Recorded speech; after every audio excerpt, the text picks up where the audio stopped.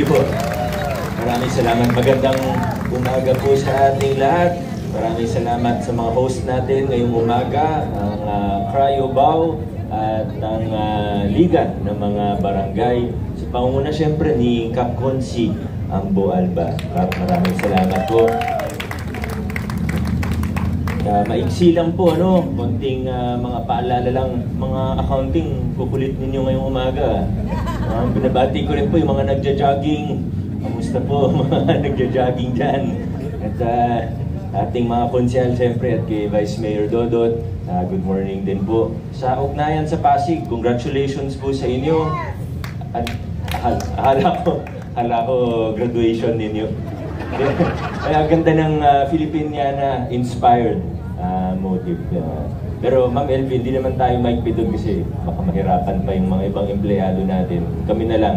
Pa-excuse na lang din muna ng mga kasama. Alam niyo naman po ngayon ay local, official, local campaign period na po. At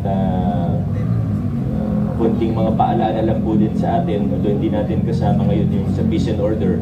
Pero sigurado mapapanood din naman po nila ito. Pati mga street sweepers natin.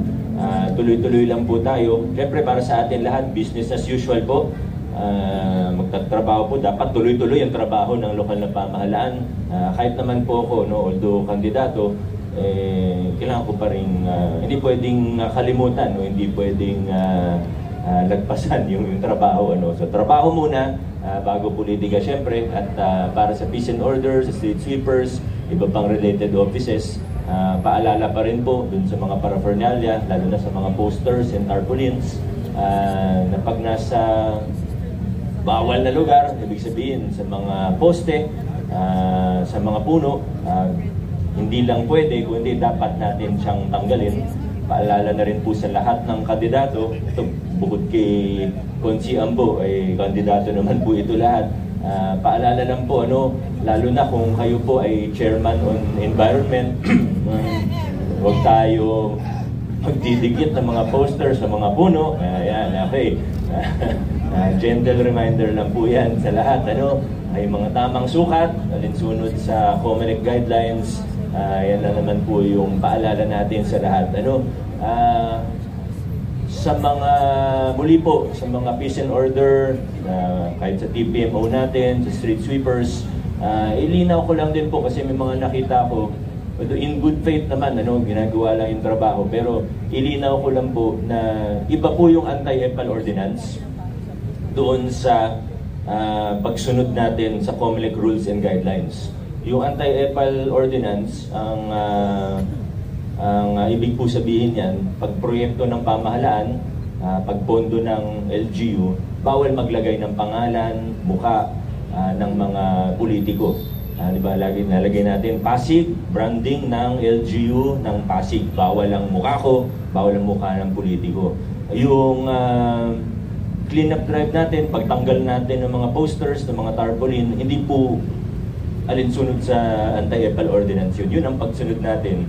Pagsunod po natin yun sa election law at sa guidelines po ng COMELEC. Konting paglilinaw lang po kasi may mga nakita akong reports ng iba. Maliit na bagay lang naman, nililinaw lang po natin.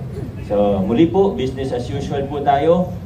Paalala sa mga kawani ng ating pamahalaan na nasa ilalim ng civil service natin, yung mga career officials, yung mga permanent officials, pati yung mga casual, pero sama na rin natin yung mga job order natin, na focus tayo sa trabaho at hindi po sa politika. Of course, meron din tayong kanya-kanyang opinion, wala pong masama doon.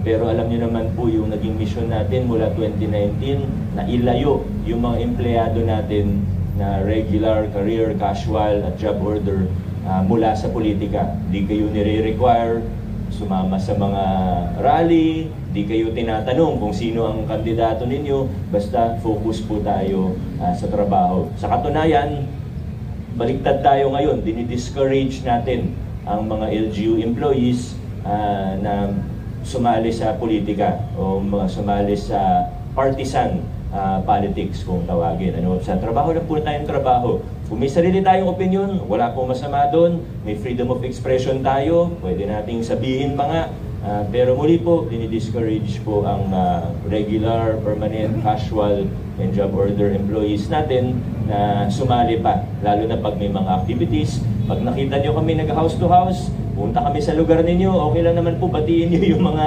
dumadalaw sa inyo, yung mga dumadaan sa inyo. Pero huwag na po kayong sumama, huwag na rin kayong mamigay ng bolyetos. Okay po, yun lang po. Maraming salamat. Good morning. Have a great week po sa lahat. Adjourn na po tayo.